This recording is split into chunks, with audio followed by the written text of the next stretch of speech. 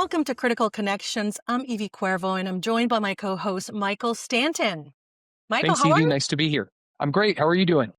I'm good. I'm super excited about today's conversation, which is all about what happens in those critical moments when, an emergency is about to take place or is happening, and it's before emergency response arrives. And it's also about, what happens when retired fire chief is at the scene and is filled with frustration only to then create a movement that saves countless lives. Richard Price, welcome.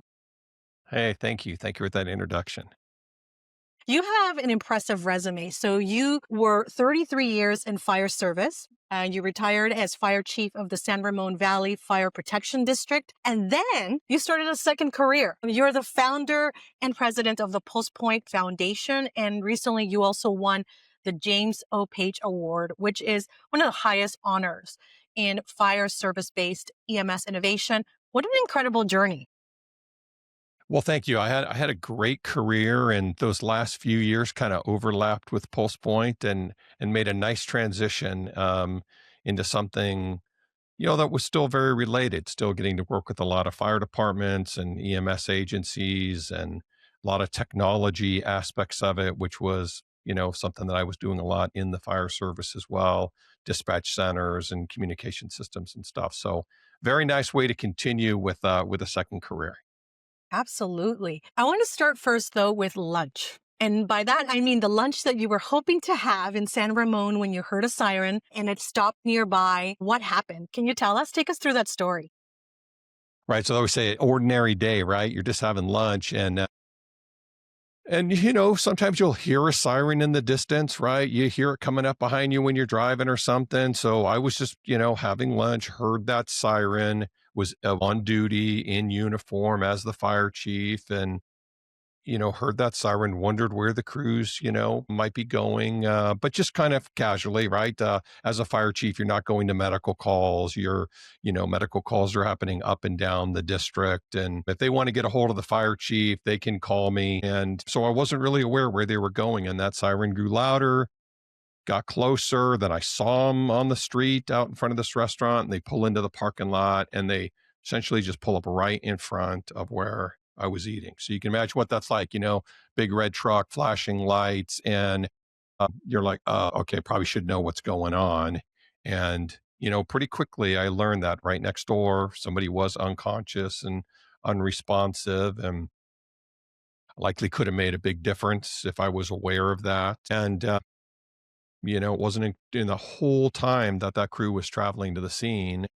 I just was taking no action when I could have if I was aware. So it was not, that was a hard situation.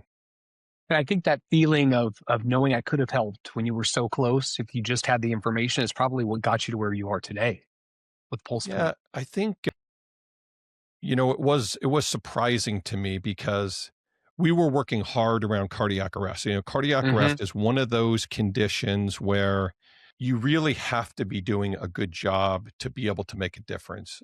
Survival rates are very low, and it's all because of time. It's basically their heart's not beating, they're not breathing, and you have to get to them within minutes. And that's why we train people in CPR. We had trained 10% of our community in CPR.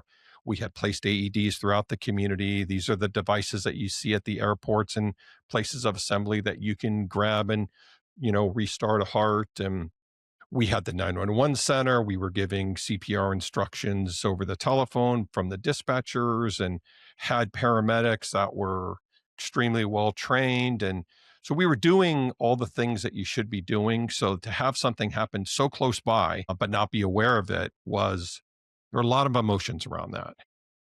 Everybody who's in emergency response has some sort of radio on them, but you also have, a mobile device. When do you have that aha moment when you realize that your phone can do exactly what that radio could?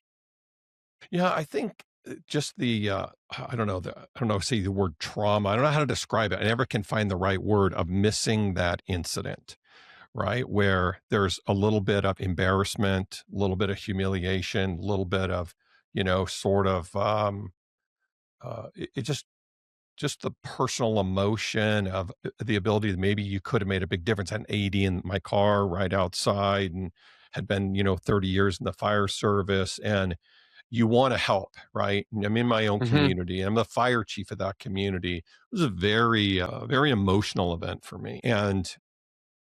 But it was right then where it's like, all right, I have my phone with me. And this is around like iOS 2 kind of time, iOS 2, iOS 3, like really Mhm. early. So like push notifications were like a brand new thing, Hmm. right? And you could look on a map and see like where you were, but to remotely sense where that was, it's like, the idea that, the dispatch center knows there's cardiac arrest. Could we determine that, somebody who's trained in CPR is nearby?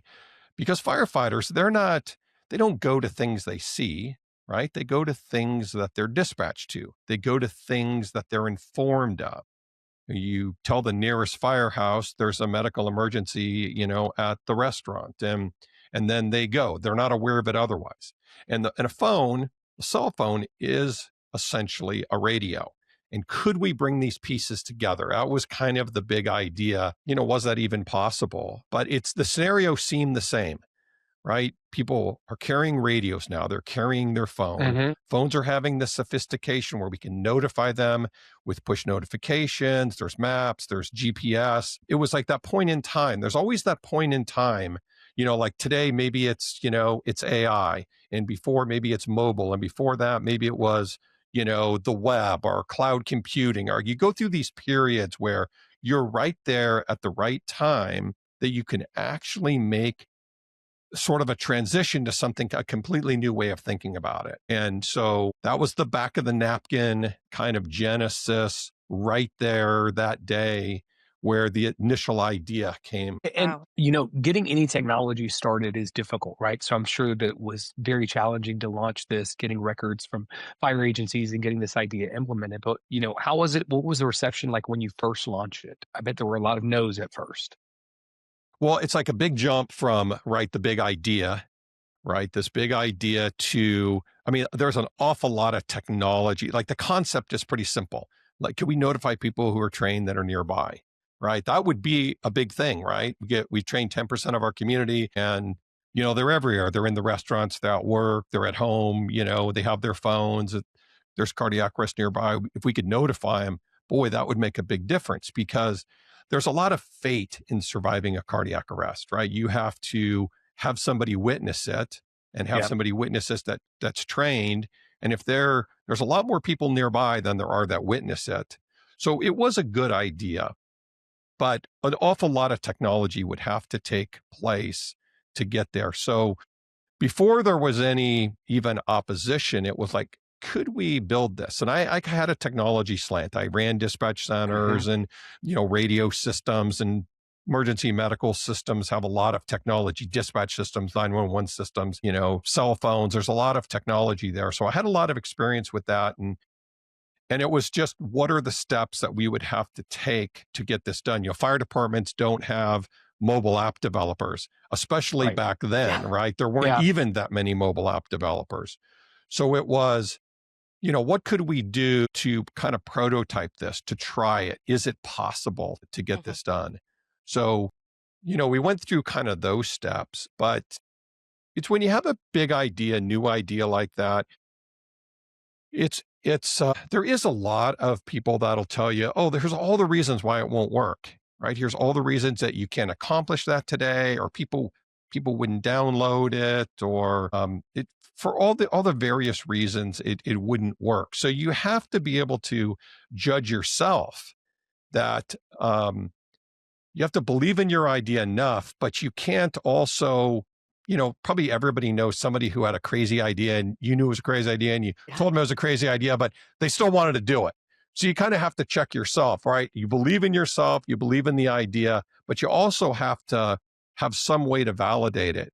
And maybe a firehouse kitchen table or, Mhm. out to dinner with your neighbors is not really the way to validate that that idea. Mhm. So I did spend, and I also had to convince city councils and mayors and things that, hey, we should dispatch citizens to major medical emergencies. It took a lot of convincing and a sort of a lot of belief in the idea to move it forward. So that there was a lot of challenges there. Wow. But obviously, you remain steadfast because you were able to bring a proof of concept to the market and deploy it to 170,000 people. Then what? Yeah, so there was a lot of questions, what would happen, right? You Hmm. could do it on a whiteboard, right? You could sort of show how this all could work, but could you actually accomplish it all? And but when I remember the very, very first activation of it, and I got in my chief's car and drove to the scene to see who came, and it wasn't too long before we had one of the earliest amazing responses where it was at a coffee shop on a weekend morning. And when the crews arrived, normally when a crew arrives, if they see CPR in progress, they're thrilled, right? Because they know it's taken them 5, 6, 7 minutes to get there. And if they get there and somebody's just laying on the ground, nobody's doing CPR, they know there's almost no chance that that person's going to survive. Like 10 minutes is like no chance of survival, and 6 or 7 minutes, maybe not completely neurologically intact, maybe don't leave the hospital, or, those kinds of things. So it's like really the excruciatingly short windows of opportunity. So when they arrive and they see CPR in progress, it's like Hmm. motivating to them. Like, okay, we've got a chance here. So they arrived and there was like 8 people there, 2 people doing Wow. CPR, people clapping to 100 beats a minute. Like people had been activated, and it was like, wow, this really could make a difference. Wow. And so we had these early successes, and the idea was just to do this in our fire department. It was just to see if it was possible. It was very exciting times to be working on a project with those kinds of potential payoffs. And, the idea, it's a big idea, but your vision of it is pretty limited, right? Will it work? Can we do it in our own Hmm. agency? And it was very exciting. So early successes kind of led to ultimately where we are today, almost 15 years later. And I would say, all of these successes, you've seen the successful outcome of a cardiac arrest that has CPR started immediately. You always hear in EMS, time is muscle, right? And getting that CPR started, even if it's poor quality CPR, is better than nothing. So, you've been at the fire department 30 plus years. You've seen all sorts of different outcomes. Why did you believe so much in this technology to kind of walk away from that career and get full time into Pulse? Well, I think we always knew that for cardiac arrest, bystanders are key. Hmm. Getting CPR started and basically sustaining life until the professionals arrive is really the only chance. Like response times are what they are. You can't have firehouses on every corner, right? There, Hmm. it takes time to turn out from the station, drive to the scene, park that truck, get your gear, make your way into the building. Maybe it's an internal, you're going to a mall, and not only are you have to arrive, but then you have to find your way get to the patient side. And very, very difficult. And that's why, these survival rates are low. So we were always big believers in CPR and AEDs. We had placed AEDs throughout the community, but people weren't using them. We had even a cardiac arrest occur in the council chambers, and the AED wasn't used because nobody thought of using it, and council member died. And so it was two ideas of let's get CPR started and let's remind people that there are AEDs nearby. Let's tell them about the AEDs nearby. So it would show you where you are, where the cardiac arrest victim was, and where the AEDs are in that immediate vicinity. And for many years, like we've had CPR in this country for, I don't know, 40, 50 years, and AEDs for probably 30. Survival rates really haven't changed, that much at that time. But we knew that if CPR was started and AEDs were used, we could double, triple the chances of survival. So we really were taking all that work that had been done in the country, around the world with CPR and AEDs, and all we were doing is just making it more efficient, right? Yeah. Getting CPR started more often, getting AEDs in motion more often. It was really taking all that work that had been done by so many others and just making it happen more often. Hmm. And that's kind of the pitch I use to the councils and stuff is we're already telling people if you see someone collapse, then assume it's cardiac arrest and start CPR. And all we're doing is telling them if they're in the next room or they're on the floor above. We're just telling them. So like it's not this huge jump. Like don't think about it as like this really big jump. It's just a little bit more. You're already training people in CPR. You're already placing AEDs. You're already telling people to help. You're just telling them a little further away, right? So that incremental explanation is I think a large part of how I pulled it off. And I was in a unique position as the fire chief. I had built goodwill over time. These people knew me, they trusted me. I hadn't steered them wrong before. They would like, all right, we'll give it a shot, Rich. Like we'll trust you on this. So it was a unique situation and sort of a unique approach to, I think, trying to explain it. Well, it's incredible as I'm hearing you speak. I feel that sort of passion. And and it shows, right? Because you started with 170,000 users. Now you're at 3 million across 5,000 communities. Like, did you ever think you would reach this scale? Right. That 170,000 was just the population of the community. We had, much less people that were trained in CPR, say at best, maybe 17,000 people trained in CPR, and then getting them to download the app. But yeah, from there, we now have millions of users that carry PulsePoint on their phone, and it just sits in the background and is just watching for the 911 system to, call them into action. And the system today sees about 800 cardiac arrests every day. This is incredible. Sorry, go ahead, Michael. Yeah, so I was just going to say, you talked about this, I would say probably powerful story of there's an AED on site. It's even in a city county building, it wasn't activated. So can you tell me like a really positive, like one of the first positive PulsePoint stories that you have? I know you shared one earlier, but I'd love to hear one today that really sticks out to you. Boy, picking out one, like I'm telling you, I get amazing stories all the time. So, I mean, one that just comes to mind that I'll tell you. There's a couple that like stay with me a little bit. There was a marathon runner just out training and near where I live, and he's out running and he has a cardiac arrest just on the street, right? He's running on the street and very healthy runner, right? Running marathons, training, collapses.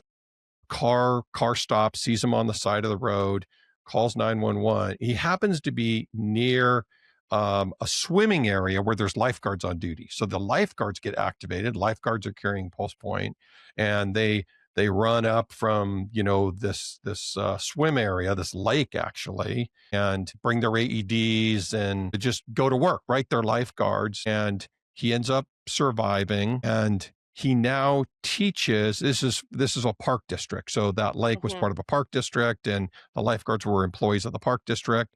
And now he teaches CPR to the lifeguards. Each year he teaches the CPR class. That's awesome. And I just saw him, just had dinner with them. There was a recent a conference, the Cardiac Arrest Survival Summit. That's every 2 years. And he was there. I had dinner with him and his wife, and just kind of full circle. When you see something come full circle. I'll tell you just one other one. Early on, because you mentioned like what happened early on, and I know you guys are out of Toronto. So out of Toronto, out of Queen's University, there's a researcher there, Dr. Stephen Brooks. He came out to the fire department and met with me when PulsePoint was announced, and he was really intrigued by it. And he kind of became a mentor of mine because, like, I knew the fire service and I knew emergency services and 911, but he really knew cardiac arrest science. He's an emergency physician, in Toronto today, and a major researcher around cardiac arrest. And he got activated by PulsePoint at his house, and he responded to his neighbor, and then went on duty at the hospital, and that patient was transported, and he treated him, in the emergency room after he had just responded and performed CPR. And he received what we call as an AED needed alert. It's a newer style alert. If you have an AED, will alert you that your AED is needed nearby. And that's what he got. He got an AED needed alert. He had a personal AED at home, and took it to his neighbor. And just when you hear like, the story of him from the very beginning, and that was 14 years ago maybe, and this incident happened maybe 6 months ago, and those full circle stories where you just kind of see what's possible. I mean, it's a pretty common event, and every one of the stories is somebody jumping over their neighbor's fence, or a firefighter off More. duty, responding, down the street from their house. It just they're just incredible. Every one of them, you just can't rank them.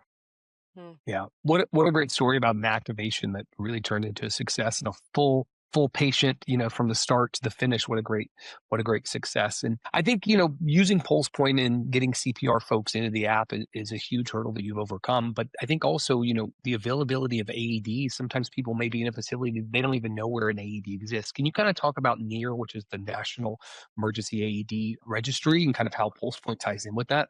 Yeah. So one of the things that we needed early on was we needed to know where the AEDs were, right? Because we were recommending that there's an AED nearby, but we also had to know, where those AEDs were to be able to make that recommendation. So we created, our first registry was all the AEDs where those 170,000 people live, which was inside the district where I was the chief, right? So it was pretty easy.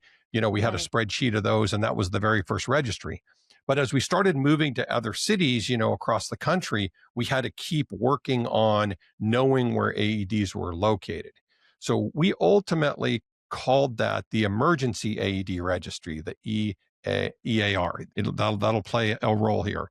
Then there was another national scale AED registry that Zoll Medical, they had the national AED registry, so NAR. So Mhm. ultimately, Zoll came to us and said, all right, we have these two national registries. We're a manufacturer. We're probably not in the best position because for competitive reasons, this is better in the hands of a nonprofit, which is, I didn't even tell you that, right? PulsePoint is a 501c3. And Mhm. so Zoll donated all their AEDs and branding and everything to PulsePoint. So we took the National AED Registry and the Emergency AED Registry. That ultimately formed NEAR, which is a much better acronym, right? The National Emergency AED Registry, which then gave us a single national registry for the country. And that registry is today integrated into 911. So when somebody calls 911 and reports a possible cardiac arrest, the dispatchers can know where AEDs are. So dispatchers for many years have recommended AED, or have given CPR instructions, but they haven't recommended AEDs. So that's a big part of our nonprofit's advocacy, is making sure that 911 emergency telecommunicators know where AEDs are at the time of cardiac arrest call processing. So that is all. So that's one of the purposes of NEAR. NEAR is also how we alert people with AEDs that their AED may be needed nearby. NEAR is integrated with another registry called CARES, which is the cardiac arrest registry that knows where all the cardiac arrests are. So those Interesting. registries work together to help agencies place AEDs where cardiac arrests are occurring and do predictive modeling for AED purchase and placements. NEAR is sort of this sort of gift to the nation of where all the AEDs are located and integrated in with the 911 centers. So that's been another big accomplishment. So how many AEDs then are there actually? That's a hard question. I'd say we probably have a quarter of the AEDs in the registry that are alertable. And we have a number of techniques and campaigns and ways that we're trying to find all the AEDs. We're now working with all the AED manufacturers, working with distributors, public safety agencies to try to locate, map, and get all AEDs in the registry. That's going to probably take us a few more years, but we probably are only at about 25%, but are hard at Wow. work on getting the rest of those.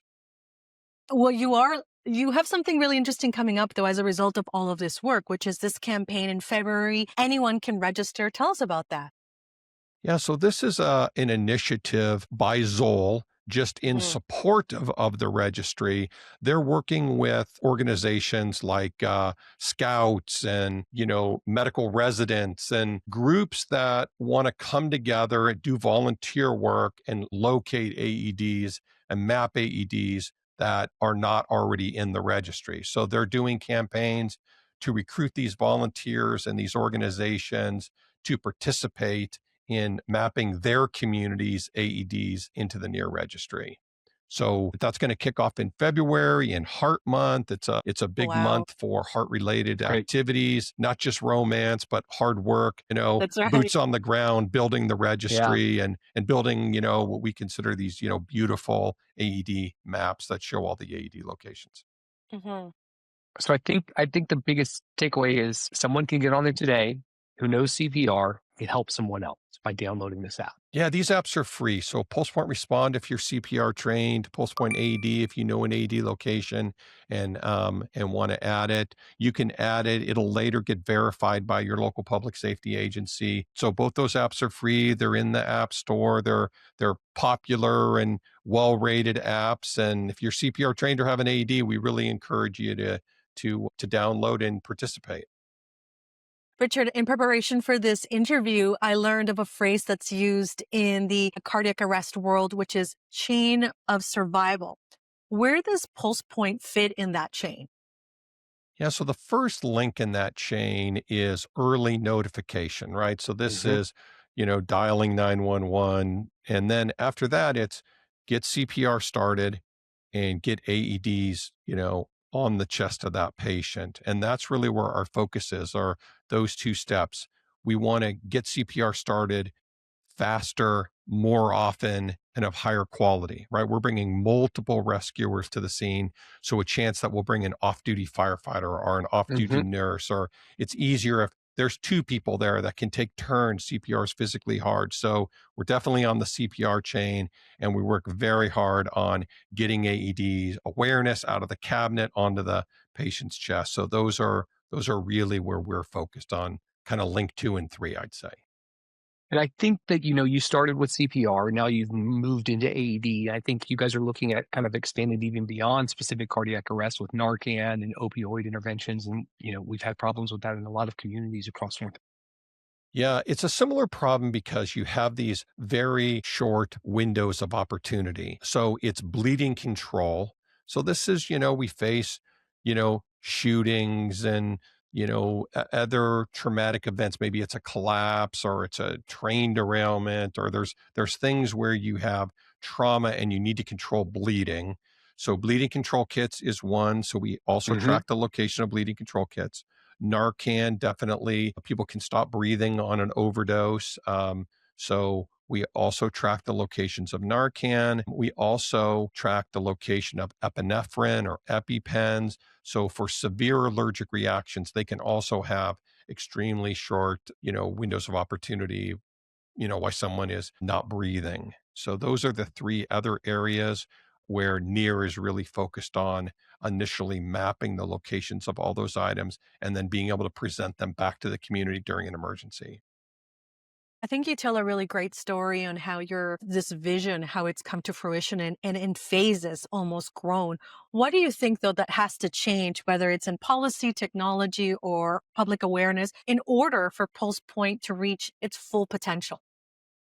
Yeah, I think one of the things that's most exciting right now is we are on the cusp of wearables being able to detect cardiac arrest. That's so interesting. Yeah, so you look at like an Apple Watch, right? It can do an EKG. You look at Hmm. the Google Pixel. Google Pixel can actually detect pulselessness now. And I think you're going to see more and more devices. They might be fitness devices, but they're monitoring your heart, right? And that they can detect, this lethal arrhythmia that then could send a notification to both PulsePoint to alert people who are nearby. Still very, very important that the people nearby are alerted, but then also to emergency services.